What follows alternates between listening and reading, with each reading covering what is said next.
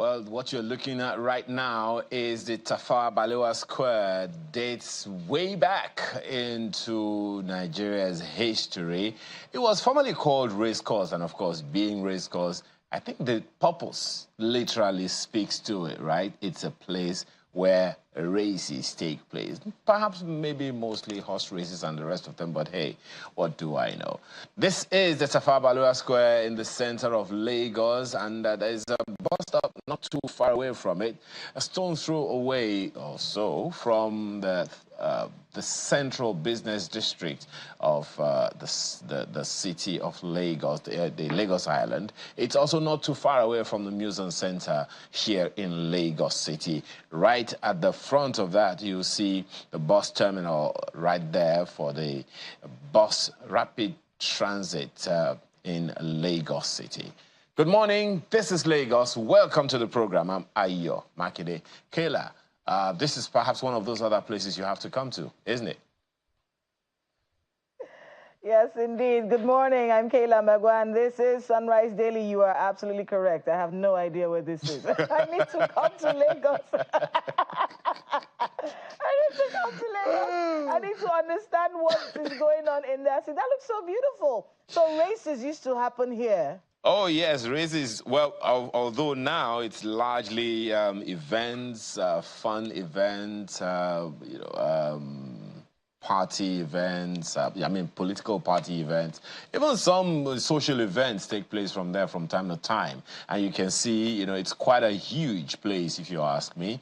And it also has some offices now, housing a number of agencies and perhaps even some small businesses here and there. The temperature in Lagos at this time, the weather is looking something in the region of 29 degrees centigrade, feeling like 30 degrees. It's excessive heat, and it's not really something we want to see, but hey, that's our reality. And look at that misty cloud. This is Lagos. Trust me, it's not a place you want to miss. All right, so Kayla, what's happening today?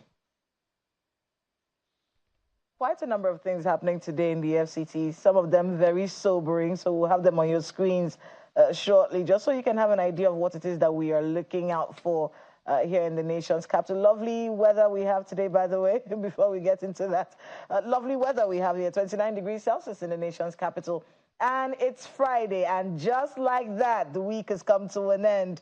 How was your week? What are your plans for the weekend? Well, whatever it is, stay safe, okay? Everyone is trying to stay safe. If you washed your clothes in the morning, get ready. It might rain in the evening, so make sure that you have something in place to take your clothes in, okay? So it's the rains are here in the nation's capital, and we are all very glad for that. But, really fair weather this morning, and we hope that this fair weather continues throughout the day, but we'll be watching to see how it all pans out. Let's see what we have happening today. Quite a number of issues, and they'll be coming up on your screen shortly. We're looking at a few important meetings going to happen today. In particular, we have Prince Meghan and Harry. Well, Prince Harry is going to be, he's still Prince, isn't he?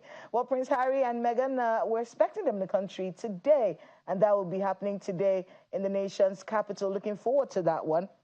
And then we have quite a number of other issues coming up. Let's see if we can get all of them for you on your screen right now. But Ayo, I think you have a little bit more, even on business going on there in Lagos.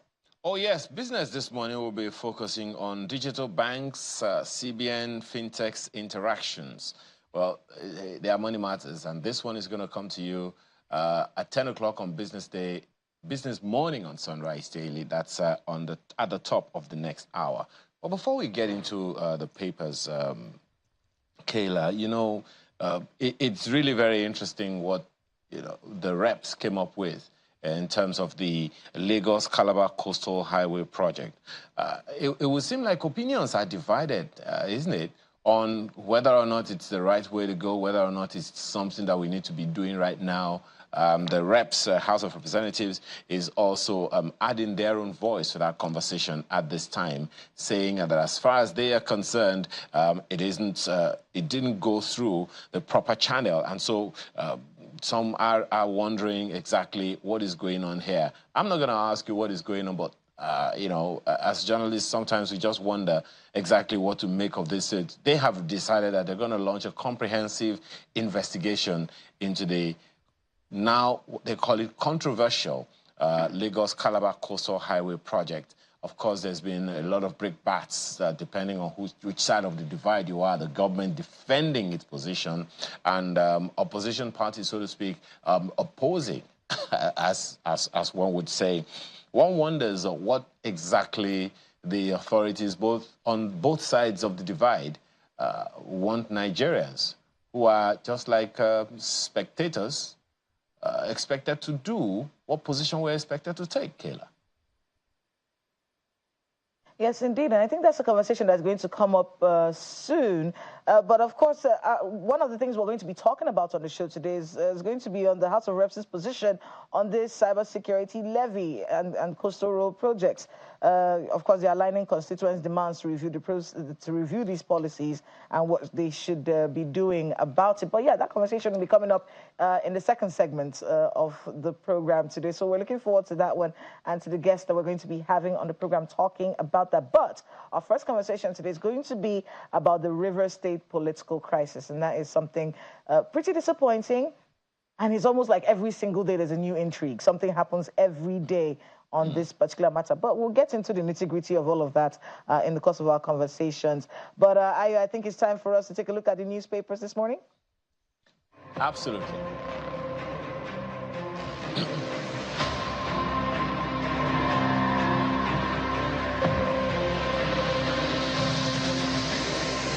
Our first pick of the papers this morning is the Daily Trust newspaper. Clearly, the dust hasn't quite settled on the cybersecurity levy issue. Reps ask CBN to withdraw circular on cybersecurity levy. And look at the writer. Senate committee justifies levy, but Falana supports reps. Another SEN says provision unconstitutional. Levy will slow down financial inclusion. That's according to the NESG, the Nigeria Economic Summit Group. Find the details of that story on page 4 of the paper today. And next, this Nigeria newspaper. Reps holds implementation of cybersecurity levy. Senate backs CBN, justifies policy. That story is on page 4 of the paper. The Daily Times newspaper is speaking the same language. Holds implementation of cybersecurity levy. House of Reps orders CBN.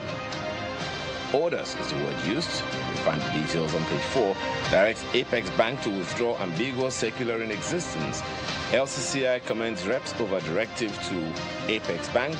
NESG folds timing of cybersecurity levy, says Nigerians battling high food prices. We pick on the Vanguard newspaper next, and what do you have? It's about the Lagos-Calabar Coastal Highway. Project not okayed by National Assembly, procurement for probe. That story is described to reps. Find the details on page 5 and look at the riders. Ask Ministers of Works, Finance, Justice, AGF to send all guarantees, credit enhancement instruments to National Assembly. Say project didn't get National Assembly approval. The details you'll find on the inside pages. New Telegraph this morning has this on its front page. It's about electricity tariff. Labour demands reversal of 65 naira per kilowatt hour. Issues 3-day ultimatum. And look at the writers. Accuses NERC of bias. ASU rejects wage award. Insists on negotiated salary. Reps urge FG to implement all pacts with ASU and NASU. Find the details of that story on the inside pages. And look at that story right at the bottom of the page. Reps to probe Lagos-Calabar Highway contract. And that one in red. Study. Vegan, vegetarian diets tied to quality sleep. Want to change your diet? Well, the details are on the inside pages of the paper. Blueprint newspaper has this on its front page. With Tinubu's executive bill, CJN to earn 57.8 million naira annually, 80.7 million naira severance benefits. And look at the riders. Appeal Court President, 52.5 million naira. Supreme Court Justices, 50.5 million naira. Other allowances. Judicial officers cry in silence. Benefits long overdue. several people will agree with that. And that the cybersecurity story is also at the bottom of that page. Senate OK's 0.5% cybersecurity levy. Reps holds implementation. Northern elders kick, say CBN directive insensitive. The details you'll find continue on the inside pages of the paper. Daily Independent. Senate OK's death penalty for drug traffickers and others. What does all of that mean? The details continue on the inside pages, and the cybersecurity story is also right at the bottom of that page.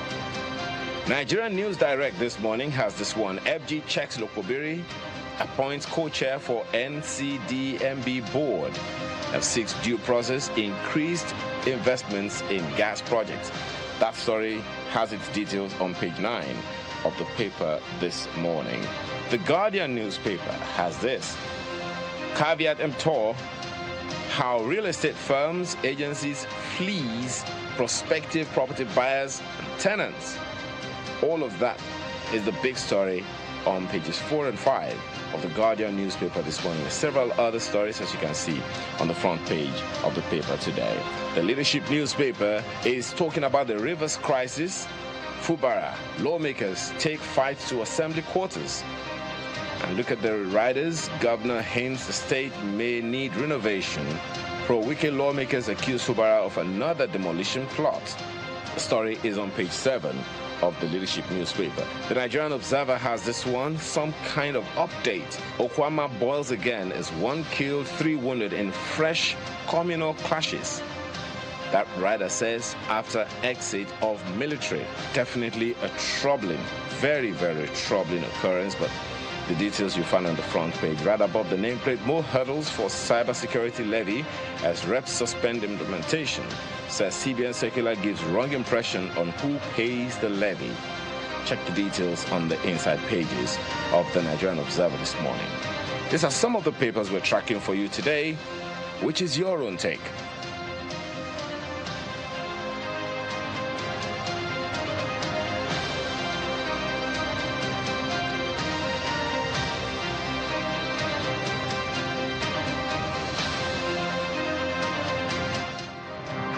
I think for me, it's this electricity tariff. I think this headline here from New Telegraph, well, there are so many stories in the news today, but this headline from New Telegraph, Labour demanding a reversal to the 65 naira kilowatt issues, a 3-day ultimatum, pages 3, 6, and 31 of the New Telegraph this morning. They're accusing the NERC of bias. And then, of course, we're seeing below that there ASU rejects wage award and insists on negotiated salary. And reps urge federal government to implement all pacts with ASU and NASU. So the education sector is in the news today. But this electricity tariff, Labour demanding a reversal to this 65 naira per kilowatt, and they're issuing a 3-day ultimatum. What happens after those 3 days? Also standing out for me here is from the Daily Trust newspaper this morning. Reps are asking the CBN to withdraw the circular on the cybersecurity levy. Senate committee justifies levy, but if you want to get more on that from page 4 of the Daily Trust this morning, Falana supports reps. Another SAN says a provision unconstitutional. And the levy will slow down financial inclusion, says the NESG. Now, this is the part of this conversation that has been, you know, very vital. If we're trying to move towards a cashless policy as a country, why would we do this? The levy will slow down financial inclusion because many people who already are unbanked and many people who do not want to pay these levies or feel like the levies are so much. There's so many stories we're seeing right now where people are saying, well, the levies are too much. We have to find other ways, especially small businesses. Is this going to cripple a lot of small businesses? Was that thought about before this was implemented? So yeah, it's a conversation that is ongoing. More talk on it, of course, in the course of the conversations we will be having today on the program. But the Daily Trust newspaper, my second paper for today, page 4, having all the details that you need on this particular matter. Ayo, what's going on with you? Well, I have just one pick, Kayla, and it's on the front page of the Nigerian Observer. That lead story is very, very troubling for me, if you ask. Okwama boils again as 1 killed, 3 wounded in fresh communal clashes. Can we say it's because the military left that this is happening? It's definitely very, very troubling, and it is something we need to give a little more attention to than normal. Now, we knew, well, maybe we knew that this was going to happen. Maybe this was how the whole thing was going to pan out. Maybe we haven't quite communed with the people. Maybe we haven't quite engaged with the people. The conversation we had with Sani Shinkafi keeps coming to mind, that it is possible, actually, to have significant conversation among ourselves that will ensure that what communal clashes ought to happen don't happen is possible. So why aren't we doing it is the question that is on my mind. What is troubling is that the skirmishes are said to be on two fronts. One between returning property owners and suspected looters, and another one between rival clans, resurging their claims here and there. I'm hoping that this is it's an issue that's blown out of proportion. Let me just hope that is. Because if this is the true position of things, and we knew that the military was going to leave, we knew that these things could happen without duly consulting with the people, without duly speaking with the people, exactly what did we expect that was going to happen? Well, here we are again, 1 person killed, 3 wounded in fresh communal clashes. How long before we put this to rest? How long before we end this and recognize that we're supposed to be living together as one and as a peaceful people? That's my take this morning, and with that we come to an end of a look at some of today's papers. When we return, it's time to get into the conversation we have for you. Please stay with us.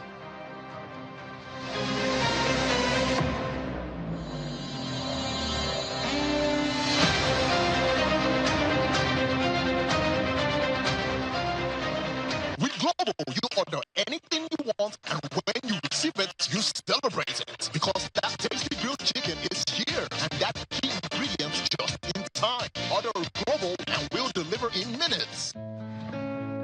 The future belongs to the dreamers, to the doers, to those who are not afraid of the side hustle.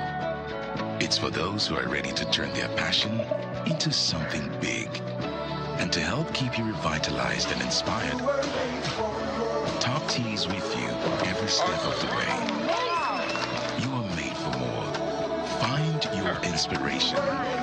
Top Tea, big round bags of flavor. Do you know that you can now print all your essential items for events without even having to leave your home? It's the Cash Prints Combo Deal for all events. Yes! Weddings, conferences, birthdays, burials, etc. Starting from 495,000 Naira only. You get 50 invites, 50 A2 size posters, 50 16-page brochures, 1 large backdrop banner, 1 roll-up banner, 50 jotters with pens, and 50 souvenir carrier bags. Whatever event you're planning, we can adjust to your budget and quantities. Just send your pictures and other information through WhatsApp, and we shall send a design for your approval. Approve your design, and we will produce with super high-quality digital print technology. We can even arrange delivery to your location. Call us now on 0913-156-5016 or 0812-794-9323 or visit our social media pages.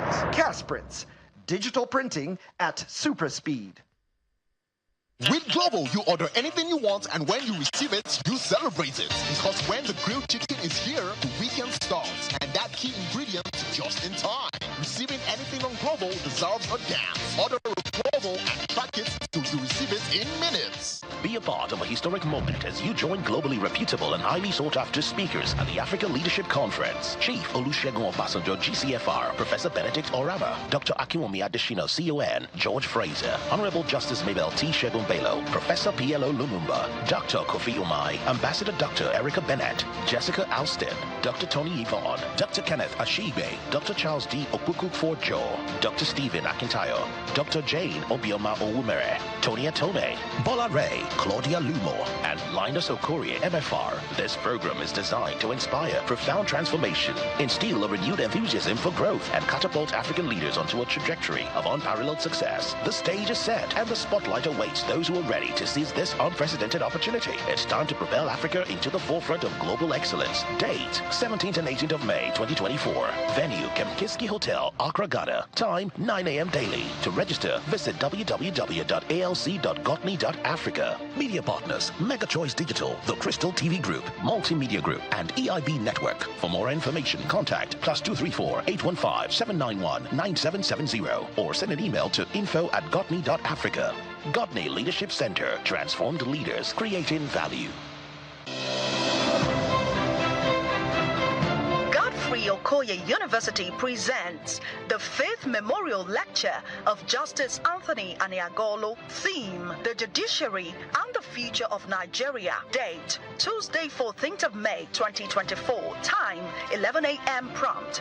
Venue: Dr. Peter Mba Auditorium, Godfrey Okoye University, Thinkers Corner, Enugu. Host: Reverend Professor Christian Anieke, Vice Chancellor, Godfrey Okoye University. Guest speaker: His Excellency Mr. Peter Obi, former governor of Anambra State and former presidential candidate, Labour Party.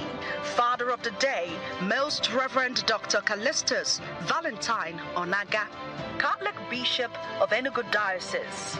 You're all invited.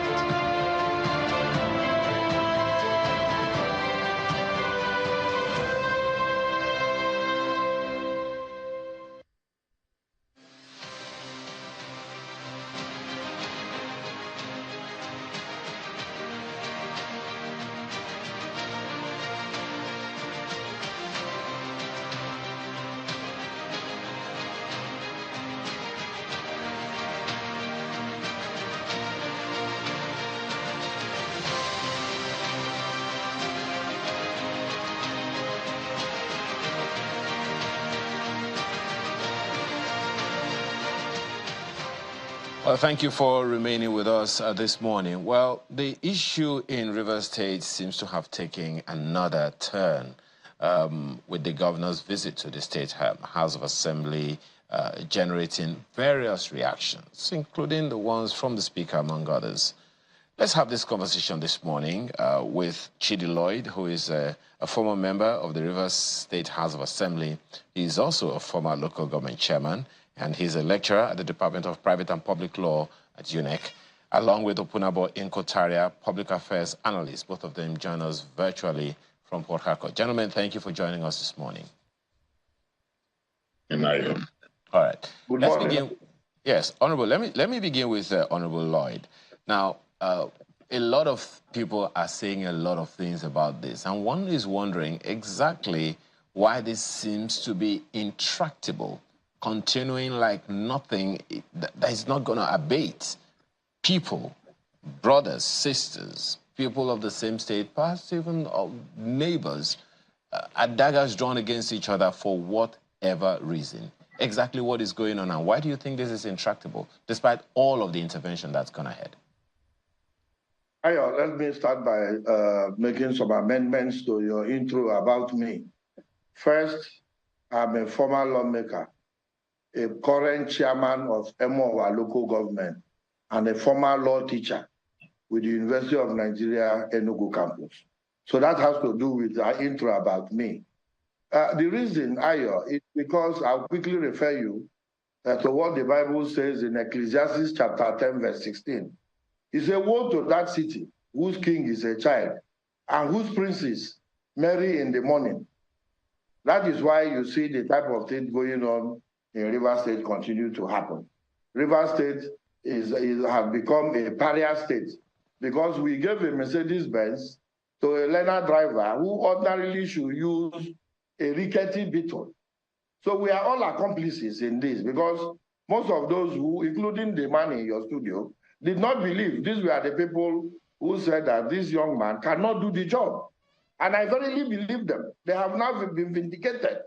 We came all out, especially in Emowa, and voted the young man as governor, as opposed to the position of the likes of Opunabo in Kotaria. I don't see any reason why a man goes before Mr. President and agrees to certain conditions, puts his signature down on paper, then come back to renege. That is what we are seeing going on now.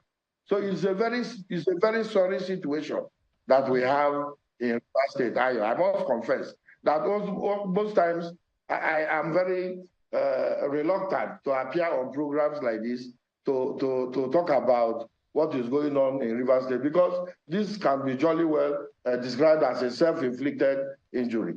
Well, because this incidentally, young man, yeah, we'll come back to you. Just a second, Mr. Honorable Lawyer. That he is not prepared for this job, and that he can't do it. Okay, we'll come back to you, Honorable Lloyd, because there's so much to discuss on this. Mr. Inkotaria, I mean, you have been in the space as well. Can you give Nigerians some perspective of what exactly is happening and why this issue, as far as you're concerned, seems to be intractable? First and foremost, let me correct the statement by Chidi Lloyd. It is tendentious to say that those of us who are averse to the emergence of Sim Fubara are the ones now that we are correct, that we've been vindicated. That's not true. That's mendacious. The fact is, Fubara has been a personal friend, and we all supported him. That's the truth about it. Well, no doubt, within the Asian Weekends camp, while he was still a governor, certain persons were averse to his emergence, and some of them left, no doubt about that. But I, Opunabo Christian Nogotari, I was not one of them. I always supported him and even voted for Sim Fubara. Having said that, anyway, he was right when he said the very smoke, the bell stop, they've been consumed by it, no doubt about it. And the problem in Rivers State is simple. You know, I've always talked about the pestilence of godfatherism, a situation where, because you're instrumental to the emergence of somebody, you want to control him. Funny enough, I give you a very good example. You have a friend and who's getting married, and because you assisted him in getting married, probably you provided a house for him and so on. Therefore, you want to sleep with his wife. I mean, that friend would definitely resist it. And that is what is going on in Rivers State, a situation where you want to control the government. This is the same person who said, you just played it. Yes, I think you played it, or was it your sister station this morning, who said that a governor is ordained by God and must be respected, irrespective of his age. Now, going back to what we talked about, Mercedes-Benz and the Beto, irrespective of his age, that you just have to respect the office of a governor. And the man is trying to assert his authority, he's trying to assert his rights. He doesn't want you to command him, to control him. He's not a pawn. You can advise him, no doubt about that. Even recently, he just said he has a lot of respect for the FCT minister, but that he is not going to be controlled by anybody. He's not afraid of anybody. And that control is what is the problem. Political populism is what is the problem in Rivers. That is the provenance. That is what has generated the problem we have in this state. And the man is resisting it. And it's as simple as that. You know, it's interesting that, you know, this conversation keeps going back and forth to anyone who cares to listen between the Minister of the FCT, who is a former governor in Rivers State, and the governor of the Rivers State as at today. Because there are those who would wonder how come his name gets mentioned when it's now, what the current issue right now is between the governor in the executive and the legislators in the legislature. What exactly do you make all of that? Because at the end of the day, it's the people of Rivers State that are in dire straits here. Okay. Is that for me? Yes, it is. Well, I guess. No, just a second, Mr. Honorable Lloyd. Just hold on. Let me, Mr. Inco. Please go ahead, sir. Okay, I'm sorry. Okay. Now, the 27 members of the Rivers State House Assembly, if we have to restrict this to the Rivers State House Assembly, the 27 members of the Rivers State have continuously pledged their loyalty to the FCT minister. No doubt about, no problem with that. If you have a godfather, why not? Why won't you pledge your loyalty to your godfather? But you see, in doing that, let us also not lose track of the fact that you cannot divorce what has happened in the past with what is going on right now. In fact, it's a continuous thing. Now, even on the floor of the House, when they defected, they said that on the mandate, on the weakest mandate they stand, they have always projected the interests of the FCT minister. And they have even those commissioners who were in the State Executive Council also said, in fact, the serving commissioner came out to say that his loyalty is to the FCT minister. He was asked on a live program, and he said his loyalty is to the FCT minister and not to the governor of the state. So now, because there is this friction between the FCT minister and the governor of the state, those who are loyal, hardcore loyalists to the FCT minister, have also bought into the crisis and are also defending the FCT minister. And that's why you find out that the name of the FCT minister keeps occurring every time, whenever this crisis happens. And don't forget that in most cases, they run down to Abuja, hold their meetings, and come back. That is just what it's all about. And even when the FCT minister was asked, there was this impeachment plot. Even when the FCT minister was asked, he said there is nothing wrong with impeachment. That is a constitutional matter. Okay. Well, he Honorable Lloyd. To step further to say. Yes. Yeah, Go ahead. No, just Honorable, please hold on. I thought Mr. Inkotaria had finished. Go ahead and complete your thoughts, Mr. Inkotaria. I think you have finished. Let him speak.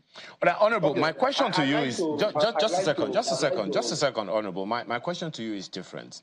Now, at the end of the day, because we can't complete this conversation in 30 minutes, but at the end of the day, it's the people. Right now, everyone, with their daggers drawn, are sitting, each person sitting in his own silo, the legislature in theirs, the executive in theirs, and loyalists on either side of the divide holding their own. But at the end of the day, it's the people of the River State that we need to give a little attention to now. Now, even it would seem like the House of Assembly is fractured now with the seeming or reported emergence of a factional Speaker of the House. When the governor visited, he says, we have a new leader, a new Speaker in the House. What do you make of all of that, and how do we resolve all this as far as you're concerned? I'd like to, first, it's laughable to hear that the new Speaker has emerged, a Speaker amongst two other members. Well, it is a reverse of possibilities. And here had become a theater of the absurd because of the initial Mercedes and Beetle example that I gave to you. My brother Ogunabo, where he was talking about the control by his former principal, who is today the minister of the FCT. I recall that Ogunabo was his commissioner for information, and they had a very wonderful working relationship. In all of those times, Ogunabo didn't tell us how mendacious the FCT minister was. And he was not also able to say what form of control is the FCT minister among the 21 local government chairmen whose monthly allocations have been seized by the governor. Is the FCT minister, was he in the governor's entourage yesterday when he broke into the residence of the members of the House of Assembly? Ogunabo knows as much as I know him very well. I know that Ogunabo is a man with some sort of pedigree. I know his background and so on. So he knows that even what he's saying, this is not the Ogunabo who usually appears on your TV. It's unfortunate that the Ogunabo... Honorable, while I understand the issues that you are raising, can we just stick with the issues? And let's just try to stick with the issue, Honorable, if you don't mind, and just address the specific issues. He will respond to you, and you just stick with the issue, so it's not just between the two of you. It's about millions of people living in River State. Worried as you are, Ayo. You can imagine how worried you are from far away Lagos. And imagine Ogunabo and I talking to you from Port Harcourt. It is bizarre. That I'm so ashamed that all of these that are happening are being read online as far as Russia, America, and so on. People read that in a state assembly of 32 members, a governor of a state can boldly announce that he has a speaker among 3 members. So that is the problem we have to face now. And Ayo, let me quickly tell you, when people say, oh, the former members of River State House of Assembly, the 29 of them do not exist. Ayo, you must educate them that they must, Section 68, sub 1G of the 1999 Constitution as altered, is ipsissima verba with Section 109, sub 1G. And that provision is not absolute. It is not that once members defect, then they have lost their seat. No, because there is a provision. There is a provision that says, provided that, and I'd like to quickly refer you to the case of Sunday, Ifedayo Abongude, Sunday Ifedayo Abongude, against the Ondo State House of Assembly. So it is not absolute that once members leave a political party to the other, then they are no longer members. But even if, let's even assume, they will not concede, it is not for anybody in Rivers State to pronounce their seats vacant. It is for the courts. A court of competent jurisdiction will say so. And what the irony is that these matters are sub judice, and the parties continue to take steps that tend to render the rest nugatory. That is the situation. So here it is now, Rivers State is now being run like a family meeting. Whatever the boss decides is what happens. Governance is suffering there. Nothing tangible has happened in 1 year, other than Thanksgivings where choristers and actors and all that are brought, and aspersions are cast on the minister of the FCT. I am unapologetic about my support for the FCT. Can you hear me, Honorable Lloyd? Hear me, Honorable Lloyd?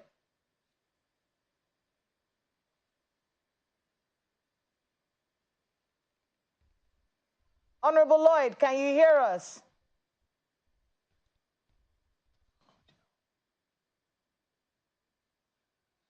Can you hear us, sir? Hello, Honorable Lloyd. Honorable Lloyd, I want to confirm if you can hear me.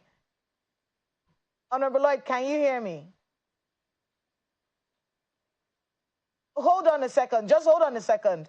Can you hear me, Honorable Lloyd? Yes, I can. I can hear you clearly. Okay.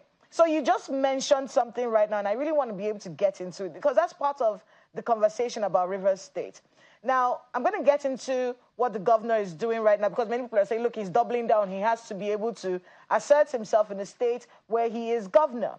But I want to be able to talk about, you know, that thing you mentioned right now about the relinquishing of your seats where you cross carpet. Now, one of the conversations going on right now is the fact that, look, even though an agreement was reached that constitutionally, you know, we have to be able to follow what the Constitution says. And for many people, they believe that, look, the fact that these men had cross-carpeted basically means that they have relinquished their seats.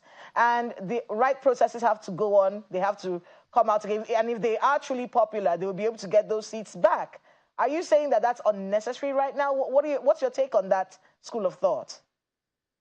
Earlier, I said the most touted section 109(1) sub G is Sisma Vaba with section 68 sub G of the Constitution as amended.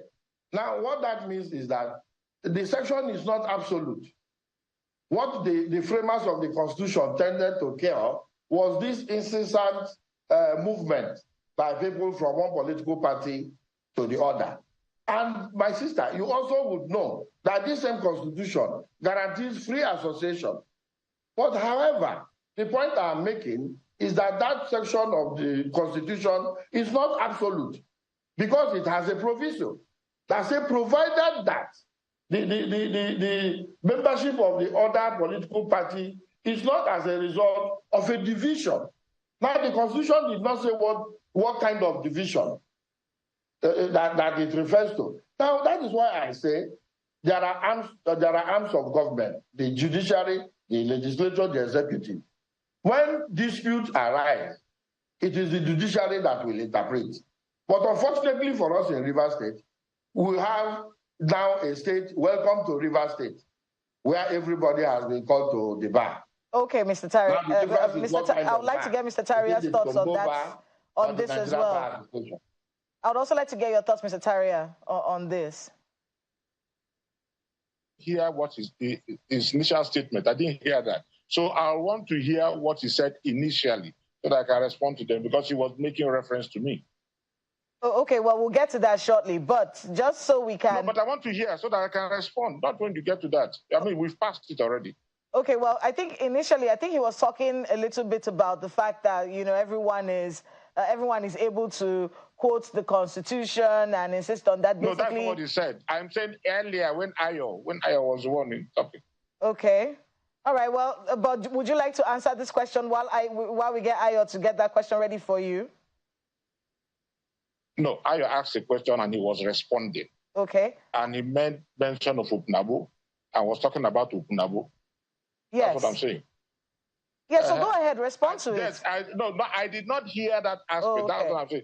I had glitches, so I would have loved to respond. I'm going to respond to this, but I did not hear that aspect. That's what I'm saying. Okay, well... Because it would be unfair if you talk about me and I don't respond while I'm on air. Okay. That's fair, but we'll really like to get your thoughts on this because time is going. We'll get you that. Okay, bit. But first, because I know I got up to the point of Upnabu was with Wike and so on, but Chidi himself was also with Amechi. Yes. He was a strong supporter of Amechi. Exactly. So I don't, but he said something before then, which I would have loved to respond to. I didn't hear that because I had issues with communication. There was this communication gap. Yes, of course. So we'll bring that up for you, but just so we can save time. But he knows very well, like he has rightly said, he knows very well. He put in Section 109, 1G, no doubt about that. Once you defect, except there are two extenuating circumstances. If the parties meld, fine. If that is two parties coming together, or there is a division in your party. But in the case of the PDP, was there any division? There was no division. The Martin Samuel-led assembly, they gave just two excuses. The first excuse they gave was that the what's his name again? Anyanwu, I think the national secretary of the party, was in court with somebody. That was one excuse they gave. The national secretary was in court with somebody, and that is the division. Then they came up with another reason, that President Bola Ahmed Tinubu was doing well. These are not the reasons that are known in law. He knows. These are not. So you cannot, on that ground, defect from that party to another political party.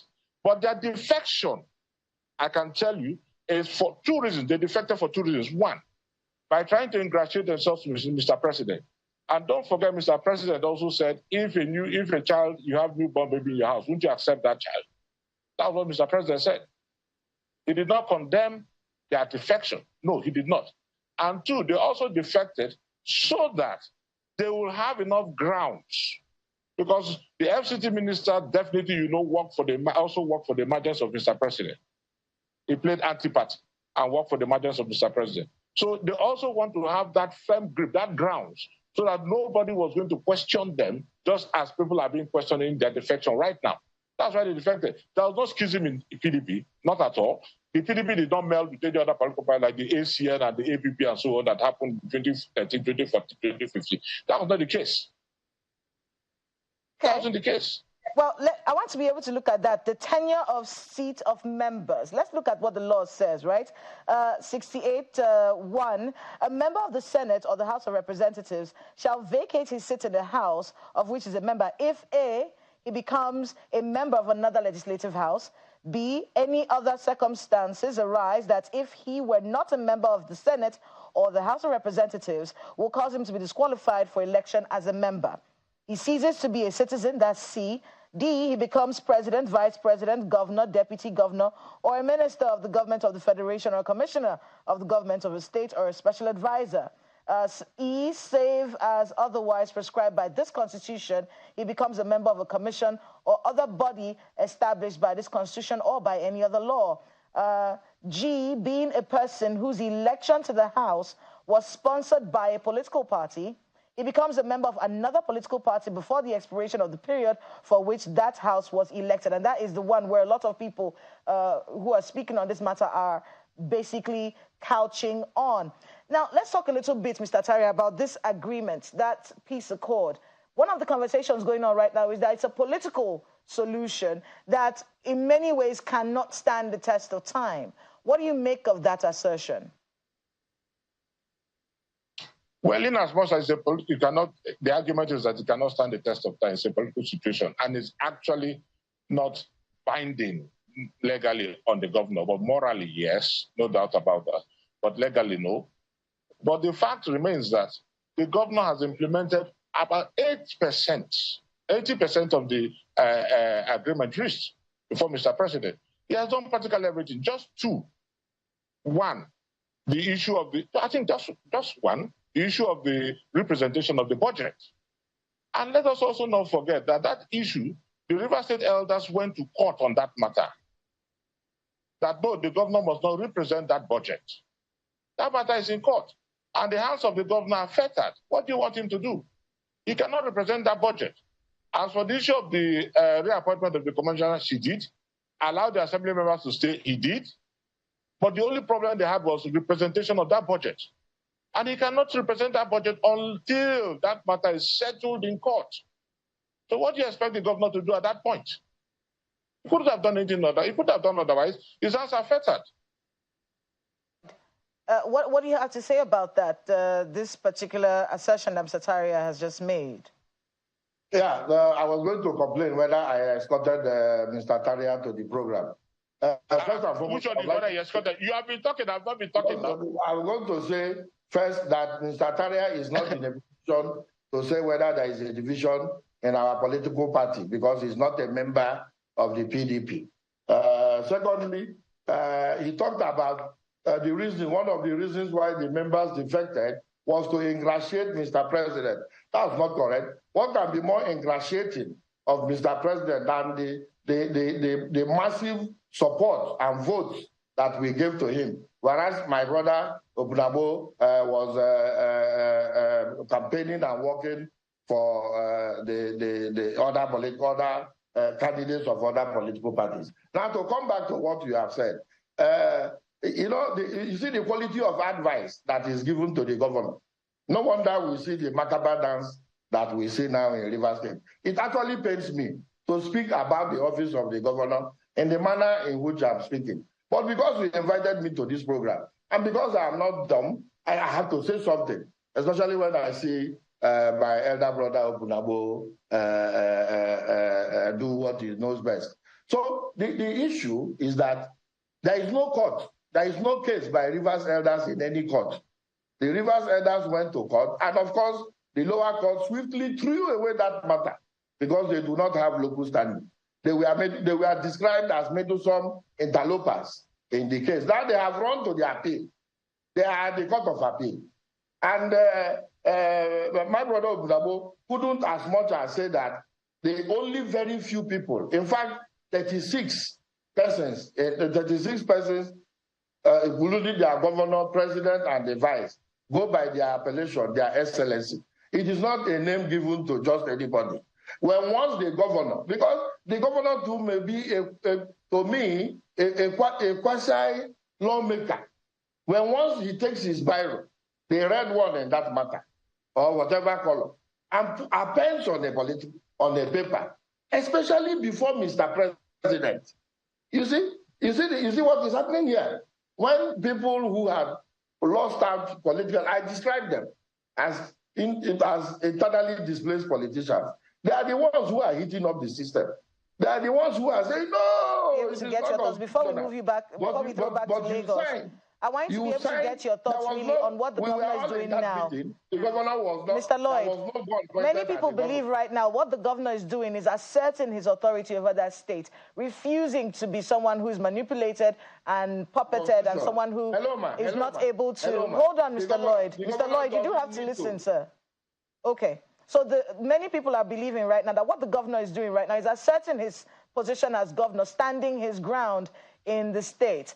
What do you think he should be doing differently? What don't you agree with about that? You don't need to assert yourself. The powers have been given to you by the Constitution. It is only Lilliputians that need platform. You don't need to assert yourself. All of those powers have been given to you by the Constitution.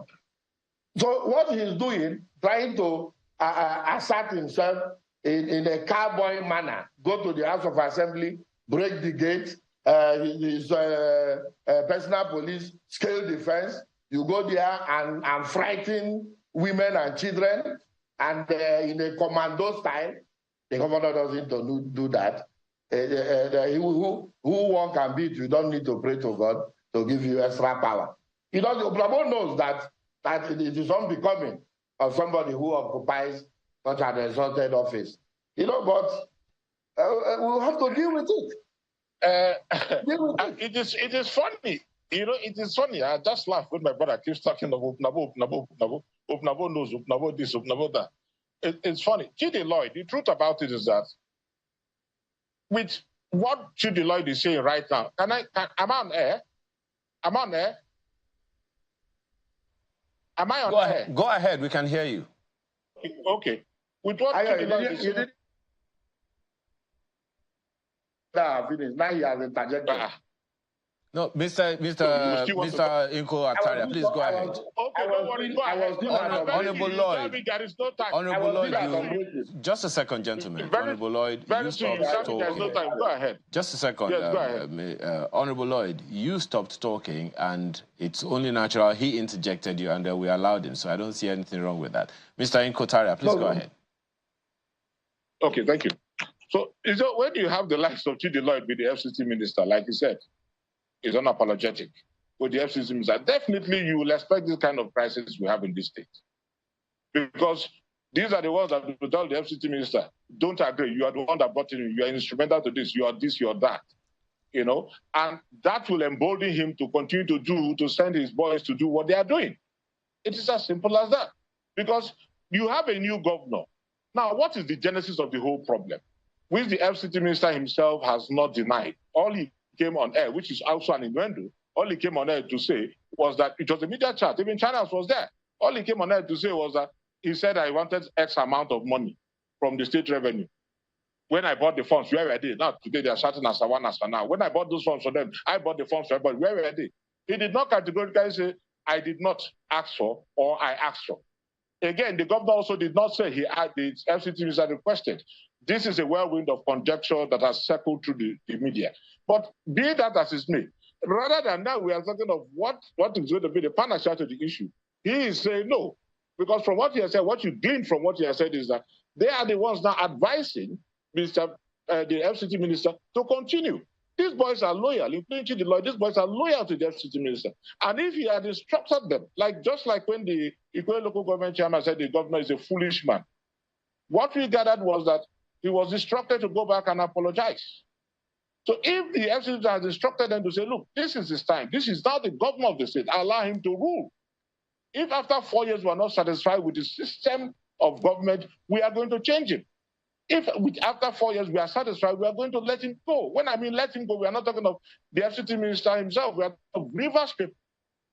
But when you keep telling the man that, oh no, you have the powers, you did this, these were the sacrifices you made and so on, do not agree, then you're going to have the kind of problem you have in the state. All right, gentlemen, let's see if we can solve some problems, proffer some solutions. Honorable Lloyd, let me begin with you. Now, a good number of people are still confused as to why this should even be a thing. A governor is in office, a minister is in Abuja, political structures and all of that. One of the things that a number of people have wondered, look, why can the political party, the PDP, intervene in this matter decisively in a way that it will be unambiguous that the party has stepped in, issues are resolved, and then progress can be made? Isn't there a role, Honorable Lloyd, for the PDP in this imbroglio? Well, I would like to start by denying all that Obudabo has said, that we advise the FCT minister. I know my right I hold a PhD in law. You said I did, though. You said I am the kind of person advising the government. I take exception to what he has said. But in any case, what we are saying is that the governor must govern according to law. Nobody has been able to say that this is what the FCT minister is in the FCT, doing what everybody, including those who loathe him and those who like him, can see. So in what way is he not governing by law? By seizing allocations meant for local government, tampering with our funds, dipping his hands, wanting to pay staff salaries directly, and so on. These are.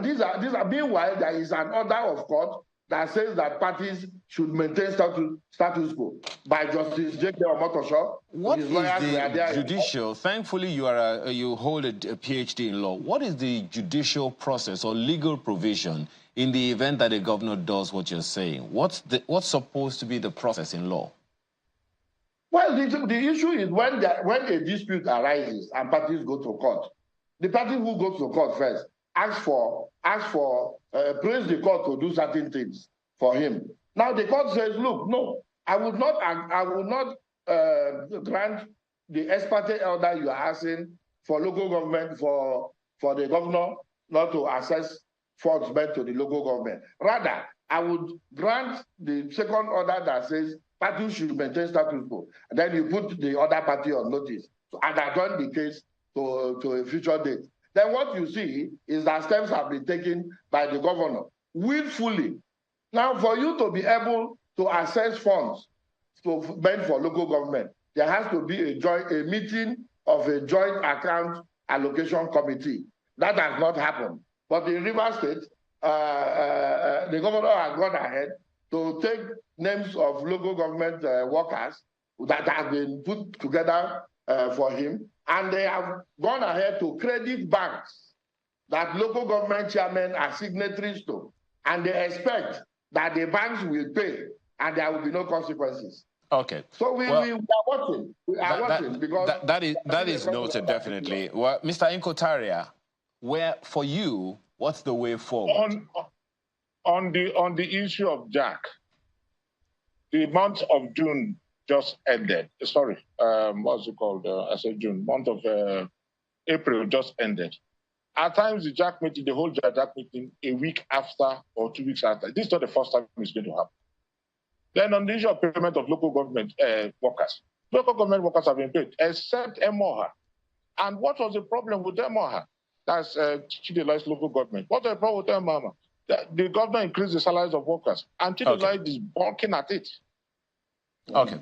Well, you know, there are so many issues to raise here, gentlemen. I sincerely apologize, we're out of time. There's so many issues to raise, and it would seem like just 1 second we run out. Gentlemen, I apologize. I sincerely apologize. We're run out of time. We won't be able to take any further comments on this. But Honorable and Dr. Chidi Lloyd, now I know you have a doctorate, former member, River State House of Assembly, a local government chairman in River State, and former lecturer, Department of Private and Public Law at UNEC, as well as Mr. Opunabo Inkotaria, a public affairs analyst. Gentlemen, thank you so much for your time.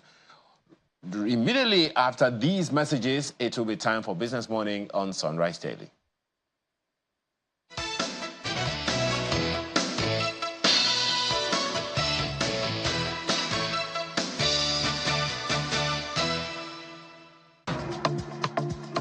The journey to success is not always smooth. There are rough patches on the path to accomplishment. The struggle continues until solution appears that launches you to the world of your dreams, protecting, securing, and ensuring that you reach your goals. At International Energy Insurance, we know that the journey to actualizing your dreams could be tough, but we are always there to support you and help you prepare for the unexpected. International Energy Insurance is a Nuremberger company now positioned to serve you better. International Energy Insurance PLC. Energy to care. With Global, you order anything you want, and when you receive it, you celebrate it. Because that tasty grilled chicken is here, and that key ingredient just in time. Order Global and we'll deliver in minutes. The Duchess International Hospital caters to every aspect of the family's health needs. A one-stop shop for maternity and child health services, emergency medicine and critical care, medical and surgical subspecialties, dental and eye care, and a range of other subspecialties and services, all available at a single location right here in the heart of Ikeja. And it really doesn't matter if you're paying out of pocket using your HMO or private insurance. We focus completely on providing that world-class affordable healthcare for all the family at all times.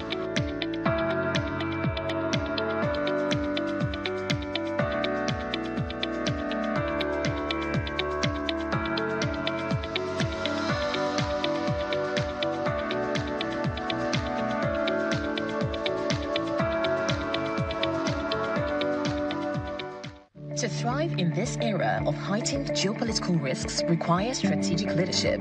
Thus, to optimize your decision-making quotient and conceptual credentials, Texam invites senior executives to her upcoming program, Strategic Leadership Unleashed, Thriving in an Uncertain Global World. Join world-renowned professors Rodri Laline, Paul Griffith, and John Peters in the UK, who will adopt Texam's tested and proven methodology, which makes learning fun while enhancing your leadership prowess. Date 27 to 30 May.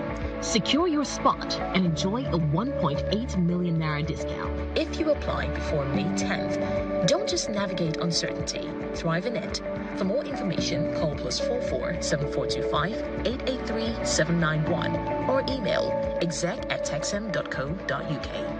Texam, insights that inspire, actions that change the world. With Global, you order anything you want, and when you receive it, you celebrate it. Because when the grilled chicken is here, the weekend starts, and that key ingredient just in time. Receiving anything on Global deserves a dance. Order a Global and track it till you receive it in minutes.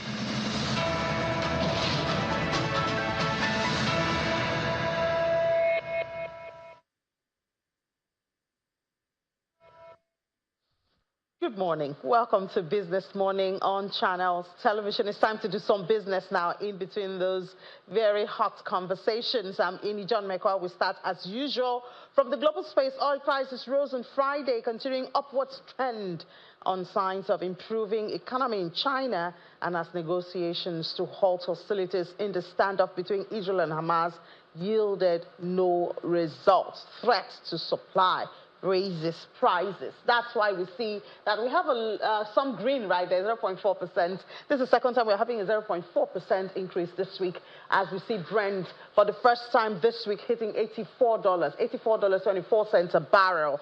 WTI of the United States is still hanging around 79.64. That's up 0.5%. In the previous session, oil prices had edged up to a one-week high on data of rising crude oil imports in China and in April as investors saw the cooling of U.S. job market as an indication of possible interest rate cuts. It's supposed to be about start by September from expectations. Well, China's exports and imports returned to growth in April after contracting in the previous month, and that signals an improvement in demand. And we know China has a strong hold on oil demand globally. And then also in the U.S., there's considerable uncertainty about where inflation will head in coming months.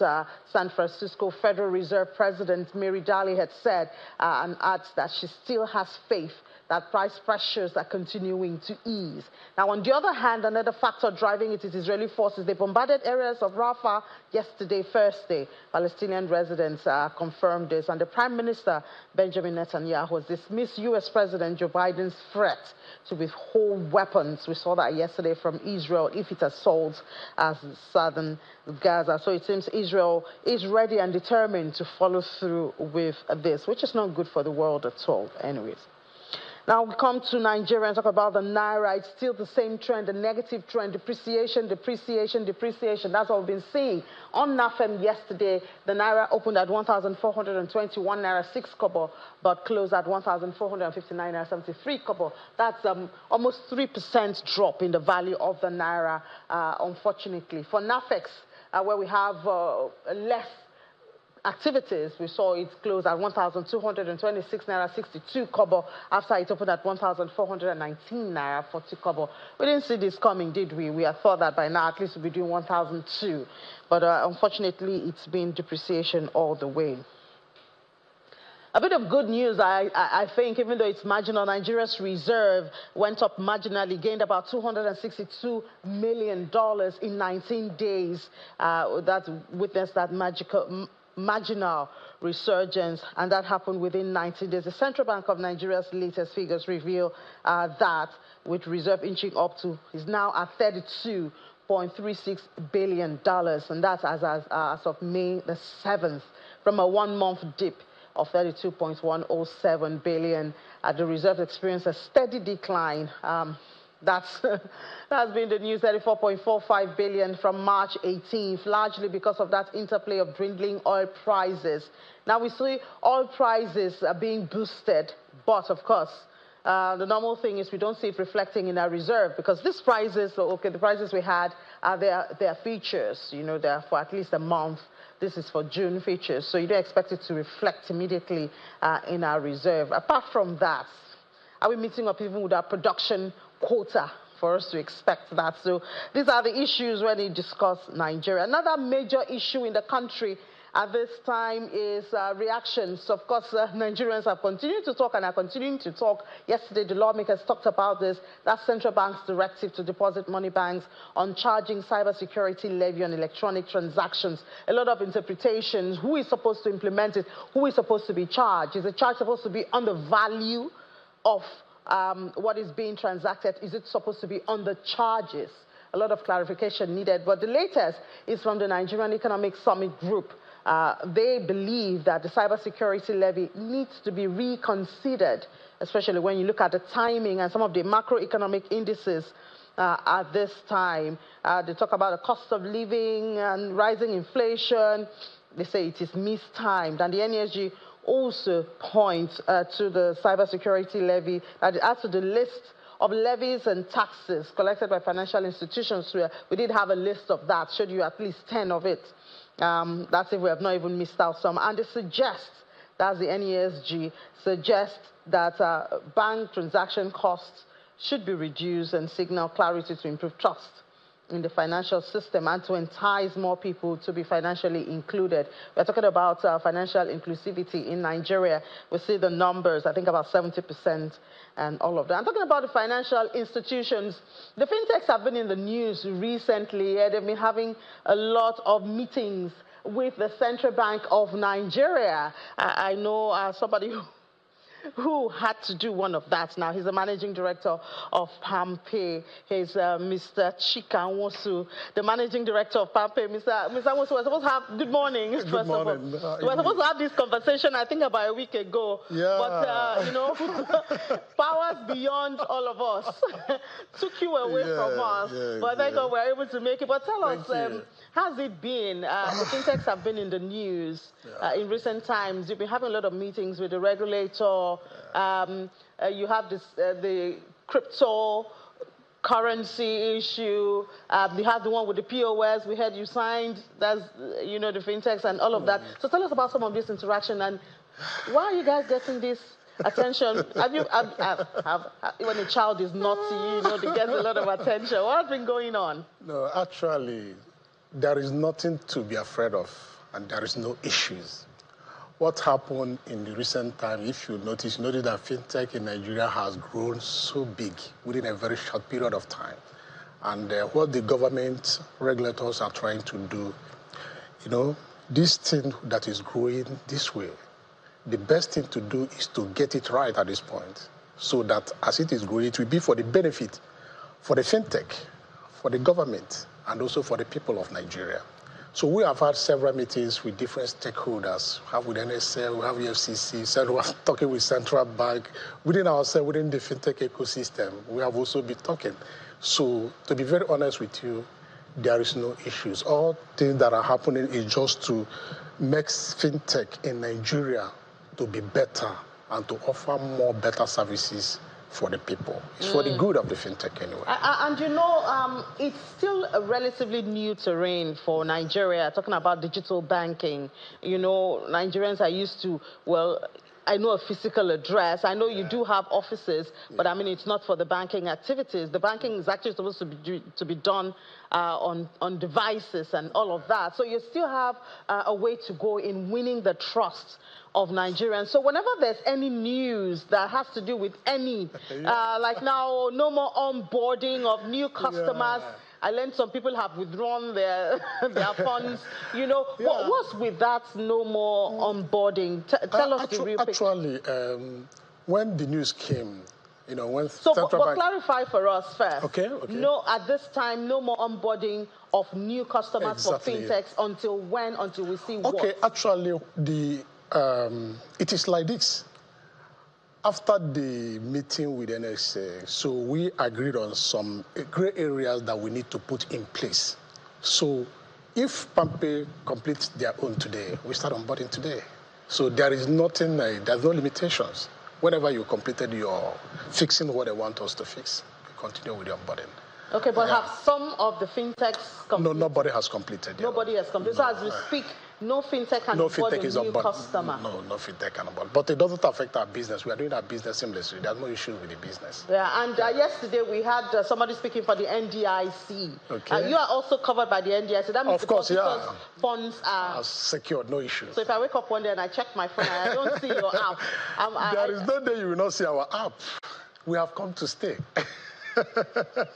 We have come to stay. Okay. Yeah. Also, there's been conversations of failed transactions, but I have to be honest, I haven't heard it from the fintech. It's mostly the deposit banks. So what's going on? Is there something wrong with the infrastructure? Because we have a common infrastructure in the country.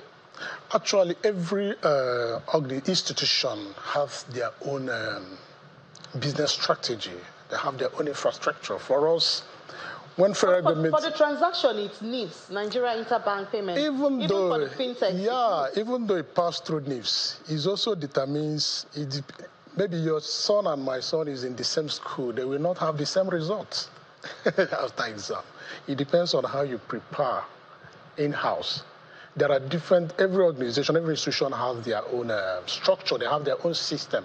So for us, a majority of the fintech, we have the kind of a system we are using that makes transactions seamless from our own end. Yeah. For NIPS, for NIP, there is no issues on that side. Yeah, because, I mean, there's been complaints of failed or delayed transactions. I will not answer for the banks. I can only talk about Pompe. It's competition, so you don't... I can only talk about Pompe. Yeah. Okay, but how has it been like operating in Nigeria? The ease of doing business is a major one. Now you have this embargo. At least you cannot onboard for whatever the reasons and the requirements. It sends some kind of uncertainty, you know, into the landscape. So how is it like, and what's the plan to solidify your stay in the economy? Yeah, actually, that is actually what I said at the beginning of this discussion. Whatever that is happening now is actually for the good of the fintech. You know, you talk about trust at the beginning. Initially, when we started our business newly in Nigeria, there was this issue of trust. There was a day someone was talking, even behind me. Someone was telling someone about Pompe. He said, this Pompe you are talking about, do you know who they are? I just smiled. So that is the issue of trust. But I can tell you, in the last 1 year, after the cashless policy, the trust has started growing. And I can tell you also that doing business in Nigeria for us in the fintech ecosystem is not that quite easy. But Nigeria is actually highly compliant when it comes to digital payment. People are also embracing it, even more than you can even anticipate. There are so many people you think that wouldn't want to do digital transaction, use our app. Many of them are using it. They use it to pay their bills. They use it to even to do money transfers to their family member because it's very easy, it's very, very seamless. You know, do so many other things you can do with it. So yeah, well, but this cybersecurity levy is going to discourage some of your transactions. Well, for the cybersecurity levies, you know, for now, a lot of discussion are still around it. A lot of people are also trying to have discussion with Central Bank. And you can see even that yesterday, it's the National Assembly, House of Reps also coming up with something. And our own fintech network will also doing something, trying to give also some suggestions to Central Bank about the cybersecurity levies.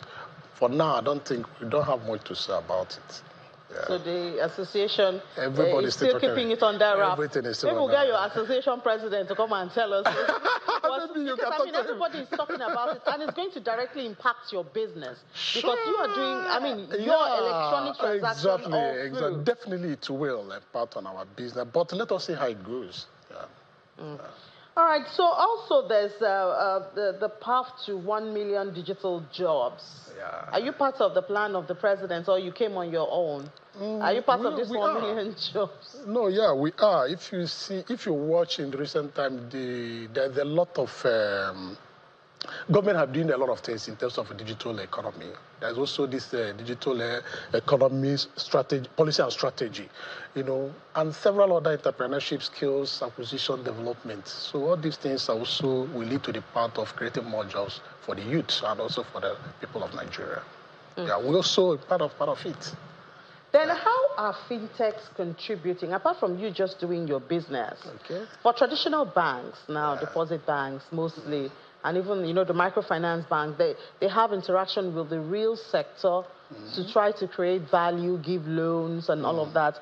Do we see that from fintechs? For us, we are the MMOs. That's the license we have. We don't give loans. But there are other things we are doing for the people. Like payments. Payments, you pay for your electricity bill, pay for your DSTV. You're not paying for them, they're just using your platform. That's what I'm saying. We create this system, we create this platform for people to pay. We are adding value to the people. Apart from that, we also offering service now. People can save on our platform and get 20% interest. So we try to create this, support people with this, make them to save money. We also have, what do you call it again? Even our transfer. Money transfer, you put money in our platform, you can also transfer to people. There's so many other services we are, creating for people. We have our agency banking system, which we have in almost all the local government in Nigeria. So in order to support the financial inclusion of the government. So we have a lot of other things we are doing, but we don't give loan. But you're contributing to the financial inclusion. We are contributing seriously to the financial inclusion. You have to pray about the cybersecurity levy, because that's a threat. Well, that's a major threat to your work. Let's see how it goes, because I don't think it has been concluded until when they say we should start that. No problem. But if government can also do something not to implement it in a way that it will affect us, we'll also be happy. Well, you have to talk and we're already talking. All right, Mr. Chikanwosu, the Managing Director of PAMPE, thank you so much for your time. Thank you, indeed. Thank you so much. All right. Good having you. Yeah. Okay, thank you. All right, so that's the fintechs. There's so much in the news now. Well, everybody has to be regulated if we want to have a more coordinated economy. From there, we talk about investments, especially for startups.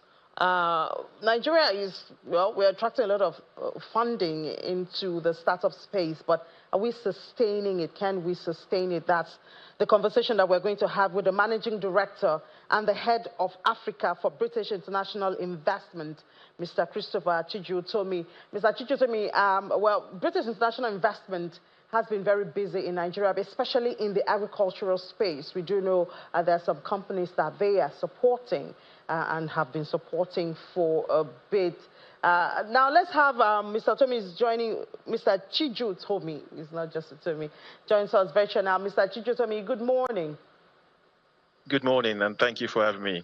Good to have you. So British International Investment, I know some of even our clients here on Channels Television have been very busy partnering, supporting economic activities, especially you're very interested in the agricultural sector. What's the motivation? Because, every transaction, you must get something out of it. You don't just do it because you feel good about it. Yeah, firstly, thanks for the question. So I guess maybe I'll start by saying who we are. So British International Investment, we're the UK development finance institution. And what we are is we are an impact investor that invests alongside the private sector to create economic growth across two main markets, Africa and then Asia. And then for Africa, Nigeria is one of our biggest investment markets. We've been investing in Nigeria since 1948, so just over 75 years is what we've had a history with Nigeria. And if I look at what we have today in Nigeria, we have over $700 million of investments across over 100 companies. So our motivation ultimately is linked to our mandate, which is to create economic development, which is to create jobs, and which is to try and uplift and drive the development of the private sector in a big market like Nigeria. You are encouraged so far with the results of your investments. Some people do talk about sometimes investments are mismanaged or abused, and that, of course, will discourage future. But would you say so far you're encouraged with the results of your investments in the different organizations you've been involved with? Yeah, no, I think the results are, there are different reasons why we invest. So we invest, one, because we have to make a financial return back to our shareholders.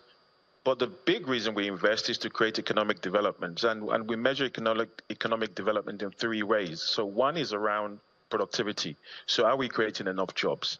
Are the jobs then linked to taxes being paid in the jurisdictions that we're invested in?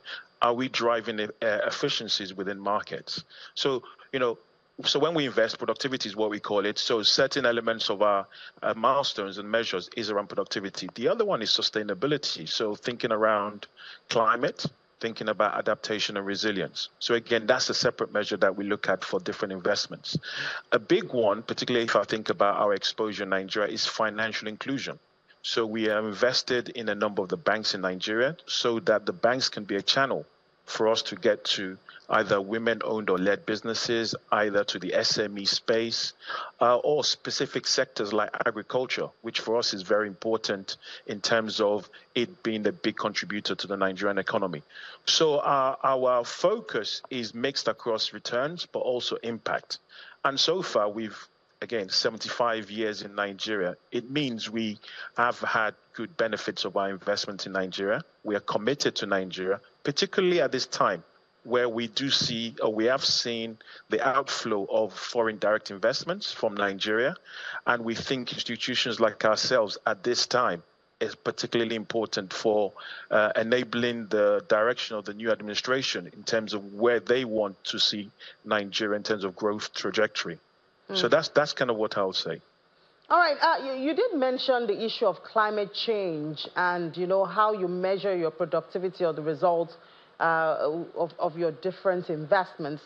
And I know that, especially when you talk about your interest in banks, there's a notion now that in pushing the climate change conversation, climate change or sustainability development strategies are also considered. How popular is that when you're dealing with Nigerians? So I think first, I guess the first thing, popular, it is a topic of conversation now across any channels.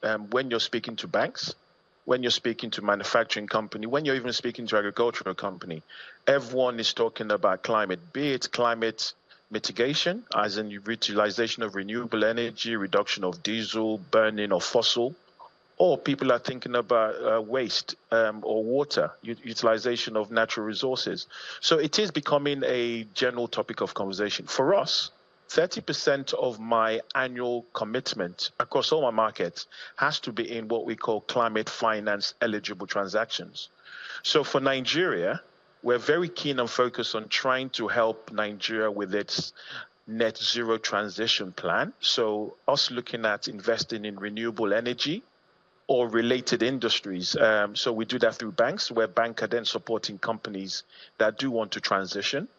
Transition finance is a big area of focus for us, and we see a big opportunity in Nigeria when we think about the heavy fossil fueled industries. How can we help those industries transition from fossil ultimately through to sustainable fuel? How can we help them with the reuse of water or waste? So these are kind of key areas of conversation. I think 2 weeks ago, we had our lead for climate actually come into Nigeria to meet various industries, from steel manufacturers to kind of food and agri producers. And the conversation was around how can we help with transition finance? How can we help businesses move away from where they are today on the climate, but ultimately where they need to be in relation to the Nigerian government's drive to net zero? Another issue is the ease of doing business, the environment, because if you're going to invest in a company or an individual or group, you would obviously want some kind of reassurance of that investment bearing or being productive.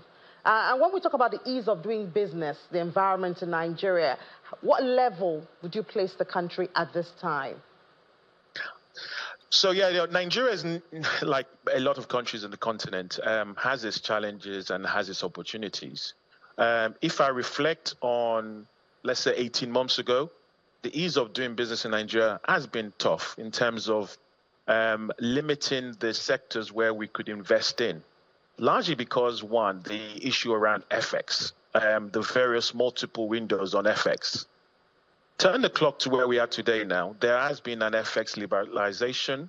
There are now no more multiple FX windows. So as an investor, that gives me some level of certainty in terms of when I look at companies or to invest in, or when I give companies facilities.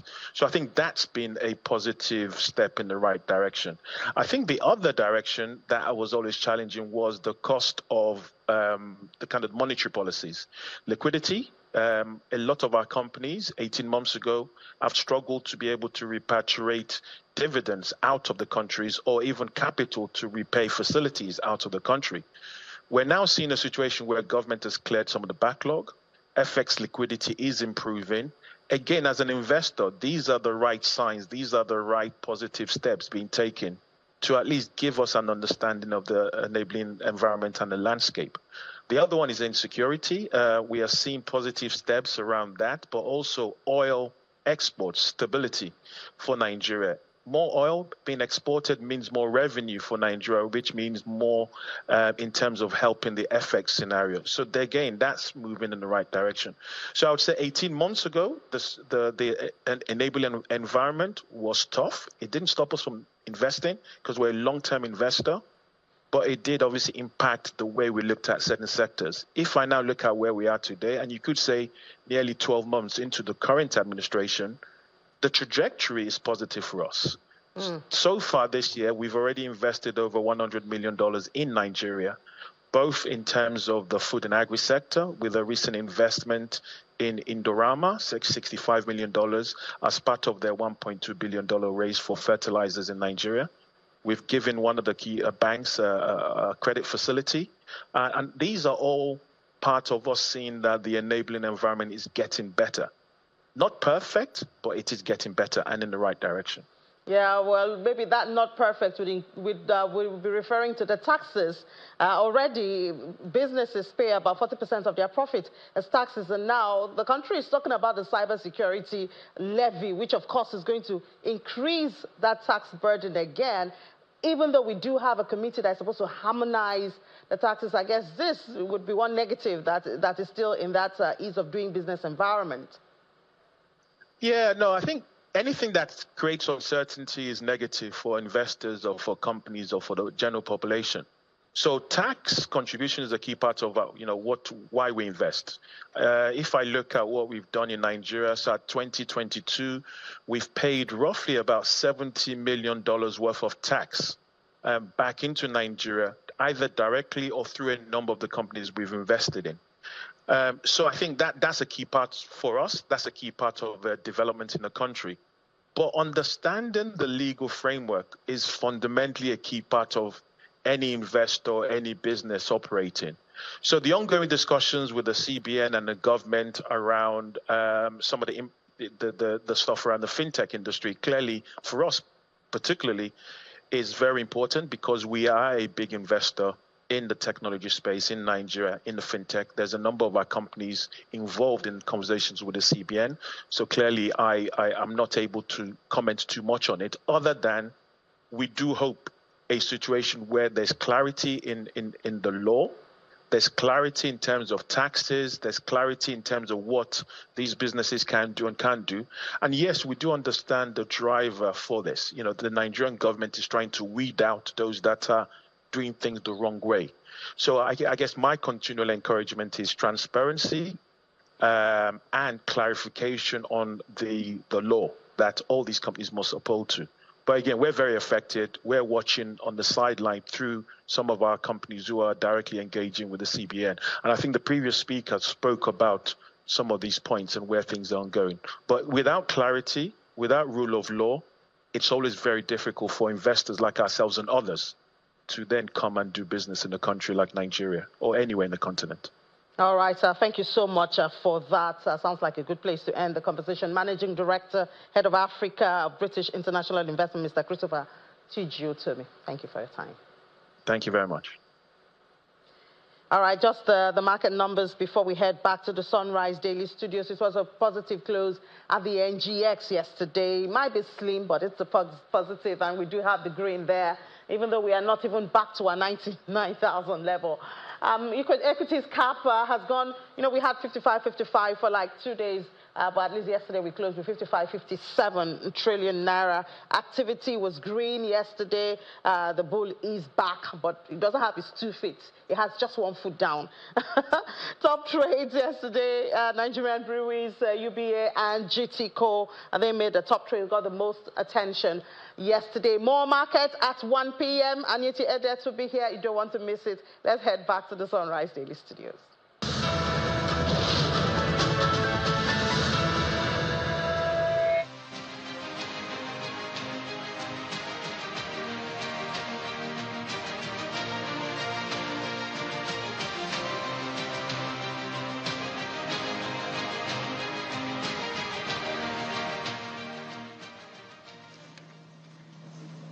It's another day of urgent motions as members of the House of Representatives adjust to the challenges of the newly renovated chamber, even as renovations continue. After stepping down a motion on the cybersecurity levy the previous day to allow the leadership of the House deliberate more on it, the minority leader presents a comprehensive motion calling for a halt and modification of the implementation of the cybersecurity levy contained in a circular by the central bank.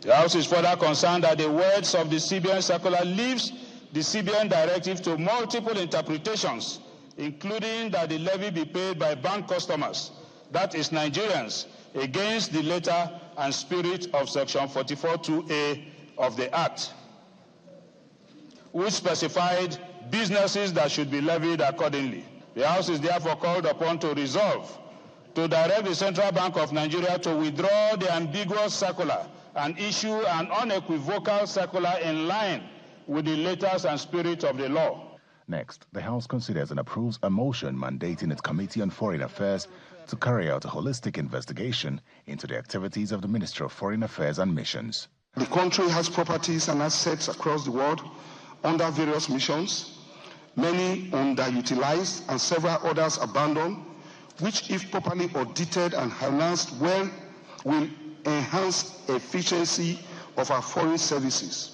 In a lot of missions, local staff ceiling has been exceeded due to violation of rules, and in some instances, the ceiling of foreign service officers.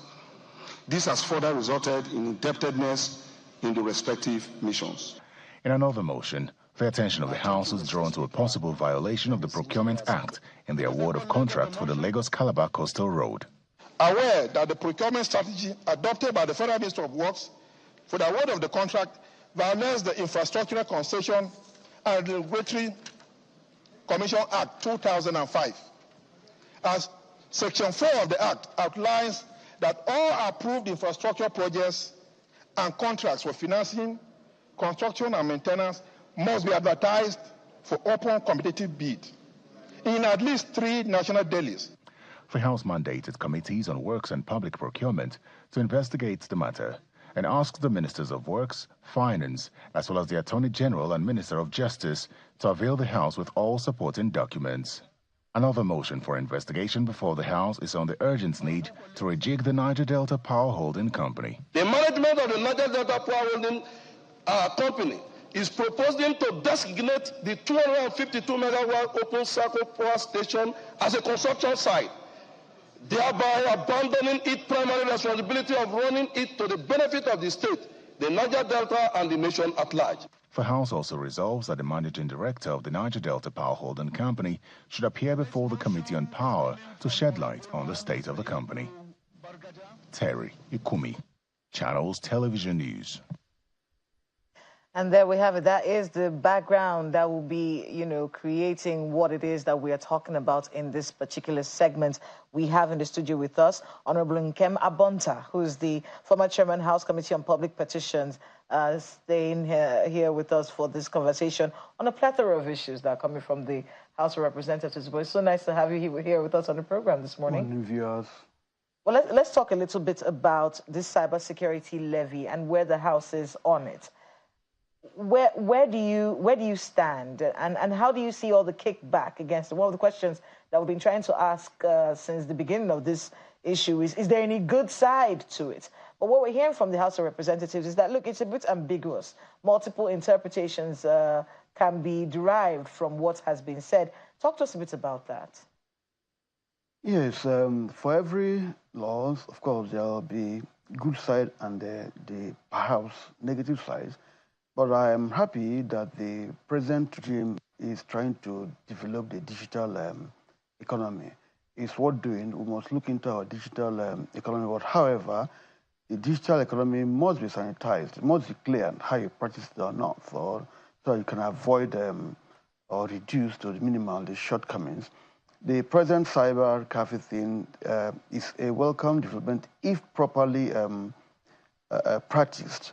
But as it is now, I think if you look at the timing of where we are now, and if you look at the confusion surrounding the whole thing, you see that perhaps it's not properly grasped of the intent of and the spirit and the letter of the said act they want to implement. They issued orders that are contrary somehow and also confusing to the intendments and purports of the very act.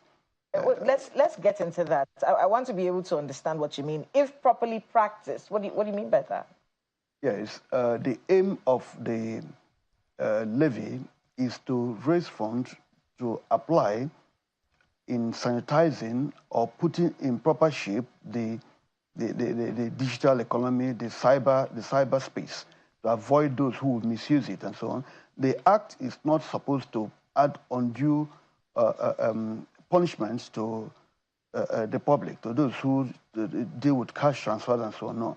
The law, if you look at it, specified the target, the spirit, the intent, and letters of that word. That's what you look at. What was the ill before the act? Every law comes to improve, either to cure an ill or improve on it. So they should look at what was before the act and what the intent the act seeks to cure, and then look at how to practice it.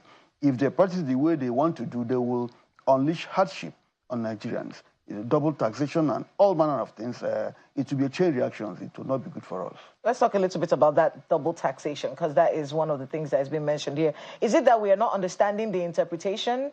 Is it that this particular law is subject to multiple interpretations, as we've heard from the House of Representatives there? Or are they clear on this? Is the money supposed to come from individuals or businesses? You know, where is the clarification on what this is supposed to be about, especially if you're asserting right now that it involves multiple taxation? I do not think the wordings of that law is that much ambiguous. If you look at, I think 44(2)(a) of that act, it specified the target, those who should pay. If you look at the second schedule of that act, because in writing that they use the schedule to prescribe who should pay, it's all placed there. It's not for general application of anybody who transfers funds. And CBN, either trying to or not understanding the act, is now trying to make the general application to everybody who transfers money. It will lead to double taxation. If, for example, you lose 5 naira for every 1,000, or as the case be, you can see the small dealers on the pills and so on. So will suffer double taxation because one, the fintech will get their own, the cyber will take their own, the GSM transfer, the service provider will also check their charges, and the people also get some money. See that the end users will end up paying double or if not triple. So what kind of review of these policies would you like to see? Well, the proper interpretation to the act itself.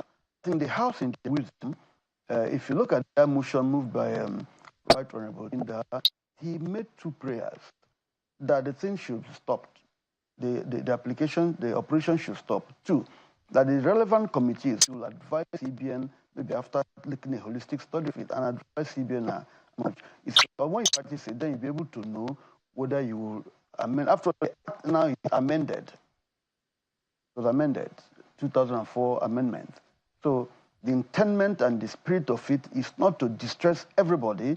It is to make sure that sufficient fund is raised. But the act targeted some persons as detailed in the second schedule of the act. So it's not ambiguous. It is those trying to apply it. It is those trying to, the regulators now, CBN, that is issuing a circular. The circular itself is contradictory. The circular itself is, you can interpret it where suits you. They should look at the act in doing what they want to do. All right, Ayo, I'm sure my colleague in Lagos would have some questions for you right now. Ayo, what's you?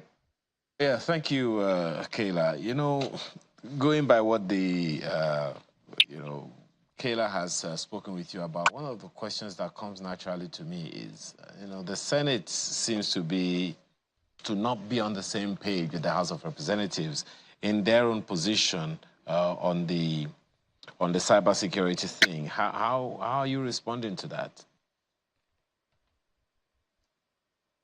With greatest respect to the senators, I'm not opposing the House of Reps.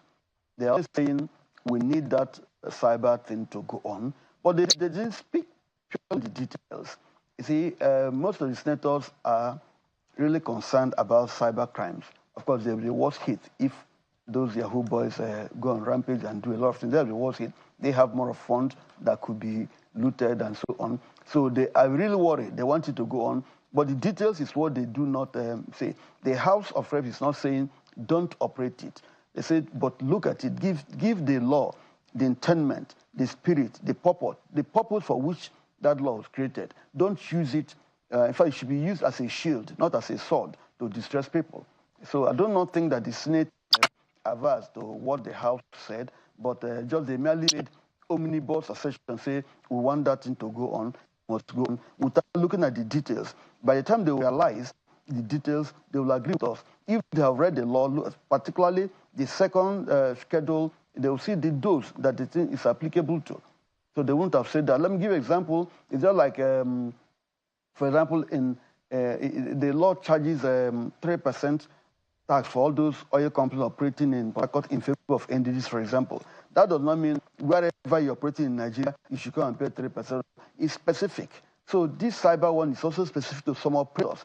It's listed there, not for everybody, not for somebody who wants to go and transfer 10,000 naira to a student for upkeep and so on. No. It's specified who should pay. But CBN in their circular, either by mission or commission or however, brought a circular that is confusing, that puts everybody into trouble. That is why the civil society is agitating, persons are agitating. The House of Reps, being responsive, said no. Halt this thing until we get clarity what the circular is meant for. What is it all about? But the Senate also, in their own wisdom, said, no, we need that. Both houses are saying we need that law to go on, but it's a matter of procedure, it's a matter of details. So in difference to them, I do not think they're saying that law should operate blindly. That law should operate and cause hardship to Nigeria. If that is what they're saying, then Nigeria will not be at war with them. I don't think so. And I'm very, very sure that very soon or later, they will redefine themselves and be clearer. But for now, I prefer to go with the House to say, stop. Let's look at it properly. Let's define the intent and the spirit of the law and what the application. That's very important. Otherwise, we're encouraging cashless.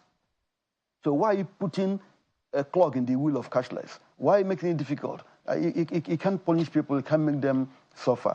However, we need to also build our digital economy. It's very important. And in developing the digital economy, we should make it free, transparent, and keep away fraudsters from it. Perhaps the angle really is, first of all, in the understanding. There are those who contend that this law was passed through the National Assembly. So if the law was passed through the National Assembly, this amendment that's perhaps, the issue, was passed through the National Assembly. Didn't this issue at all come up at all about whether or not Nigerians should pay 0.005% or 0.5%, whichever one it is, of whatever it is, whatever transaction that goes on? What exactly happened when this law was being discussed in the National Assembly? You see, that's why a millennial law is necessary to pass through a public hearing, where all the relevant stakeholders will come and make contribution. But however, nobody could be above mistakes. Nobody can be perfect, 100% perfect. I'm not saying there was an error. But in any case, I don't see what is the error there. If you look at the schedule, if you look at 44.2a, I think that's the subject of discussion. It specified what tax ought to be. They went to this schedule to say who should pay. This tax is applicable to Mr. AYZ and so on going concerns.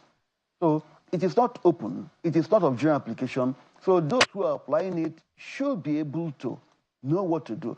Some other school of thought also have the idea that looking at where we are now, that is not time enough. The time is not too good to implement that now because Nigeria is distressed. It's not too good. We all know that now. You know, it's interesting when you put it that way. Honorable, just a second. When you say that, you know, it's a function of timing, I mean, this law, correct me if I'm wrong, was amended maybe last year into this year, signed this year to the best of my knowledge, unless, you know, myself and maybe a number of other people are missing a thing or two. So at what point would it have been perfect for this law to have been promulgated, where these amendments have been made, saying that it's a law that dates back to 2015, almost 10 years now? Yes. The amendment that brought this came into 2024, if I'm right. Now, the moment it's being signed into law, it should be operational. Then how come CBN now deemed it fit to bring out the circular now, what was passed maybe months ago, the amendment? Well, how come? What I'm saying, even the National Economic, whatever, also have the opinion that timing shouldn't permit that now, in as much as that law ought to be in operational months ago. But if you look at the reality of Nigeria, nothing saying, okay, we are delaying this until we stabilize and so on. Nothing says that because of AYZ of we are facing, we need to step down this until the time is proper. There's no time that cannot be good to do a law. But if certain indices are not in place, for example, we are having the subsidy issues now. It wasn't that before. So if you look at the totality of that, you can see that the timing is not too good to ask people to lose more money. Because what is tax? Tax is you lose money from the affected persons to government. And if government caused the problem, so in quote, they're talking about, why will you decide? So why not wait until we stabilize? It's not like a plane taking off. Yeah, we are yet to get to a cruising level. We are still running on the tarmac. So as soon as we begin to cruise, you can apply that.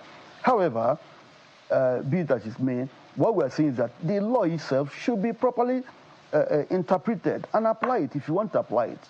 You don't make it a general application. The issue now is who ought to pay, who should pay. Not even the 05 or 005, who should pay.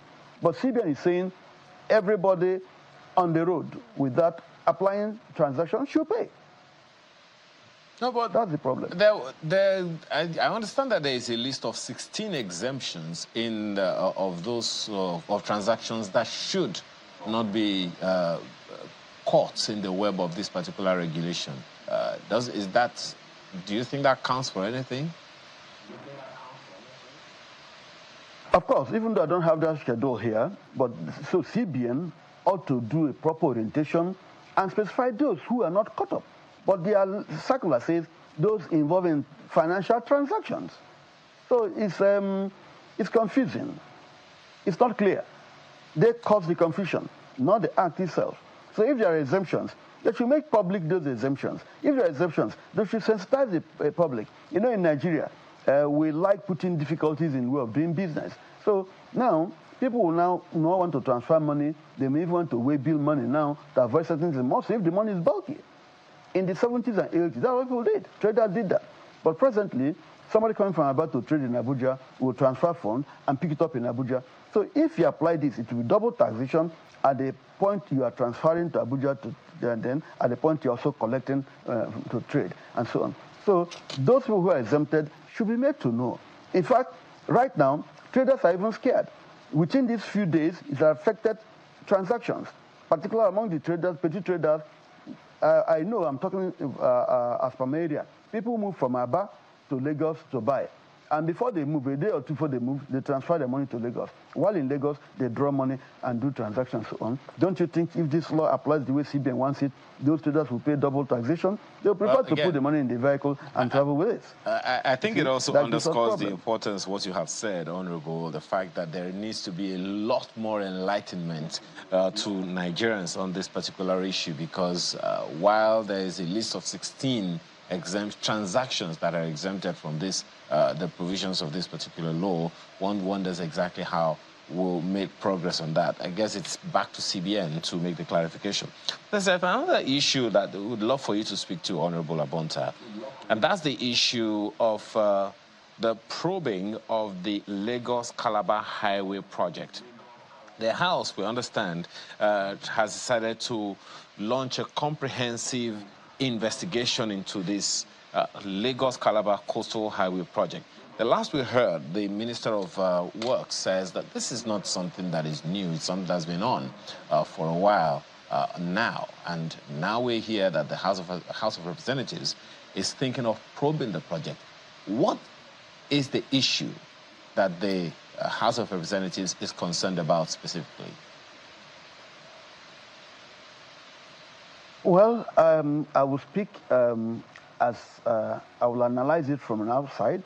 I'm not in the House currently, but from my own mind, the controversy surrounding the said project, the argument surrounding that project calls for clarity, makes the House want to know what is it all about, how come it's awarded, was it done in shady deals?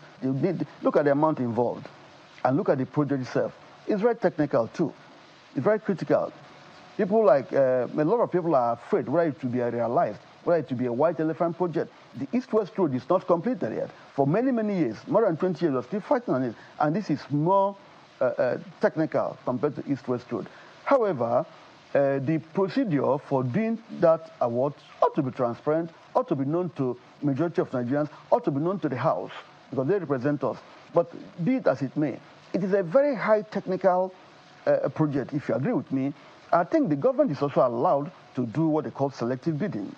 But whichever method, either by publication, open bidding, or selective bidding, they should make it transparent. I do not think it's adverse or a crime if they did selective bidding. Knowing the technicality required and the kind of equipment that will be used, they can do what we call selective bidding by inviting restricted, or they call it, some call it restricted bidding. They can call 2 or 3 companies, say, come and show us quietly, you can do this. Come and show us.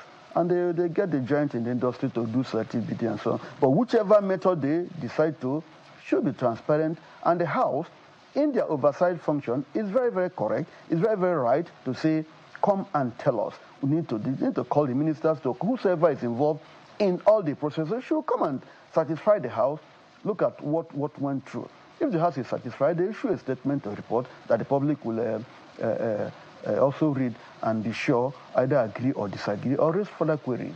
I mean, one of the things that was talked about at the House yesterday was also about foreign affairs and the underutilized missions and foreign services. And that's something that, it's interesting that this is coming up right now because it's been a complaint of many people. Foreign missions abroad in many places across the world and nothing to write home about. What do you make of this investigation? And do you think it's going to be able to, give them better standing to handle issues of Nigerians in all of those countries? You see, the issues of foreign affairs and foreign missions is being reoccurring. In fact, it's a big apology. Most foreign missions are in decay. Right from my 16 years I spent in Parliament, it was a topical thing. I don't think even this present debate can change anything. I don't know why Nigerians Nigeria decided to abandon the foreign missions. They do little or nothing based on funding, based on capacity. It will shock you to see an ambassador or foreign mission sitting idle. They can't respond to our citizens in that country because they don't have, even to renew a passport or traveling documents, they will tell you they have nothing to do, they cannot help. If a Nigerian is in trouble or stuck, they hardly cannot come. Apart from the big countries like UK, US, other foreign missions are in misery. They are suffering. And I pray that the House will have enough courage this time. I pray that the House will have the political will to stand their legs and say, look, the foreign missions must be provided for. But if you look at the past, it's an apology. It's regrettable. It's not proper. It shouldn't be so. Let's take it back to the cybersecurity levy. Of course, Ayo had mentioned it, 16 bank transactions that are exempted from the CBN cybersecurity levy. So I want to be able to go through most of them, so you can get an idea of what it is. The loan disbursements and repayments, that is exempted. Salary payments, exempted. Intra-account transfers within the same bank or between different banks for the same customer, intra-bank transfers between customers of the same bank, other financial institutions, instructions to their correspondent banks, interbank placements, bank transfers to CBN and vice versa, inter-branch transfers within a bank, check clearing and settlements, letters of credit, banks recapitalization related funding, bulk funds movement from collection accounts, savings and deposits, government social welfare program transactions, for example, pension payments, non-profit and charitable transactions like donations to registered non-profit organizations or charities, and finally, educational institutions transactions like tuition payments. So these are some of the transactions that are exempt from this. But I think looking at the transaction they're exempt, it's the intricacies of implementing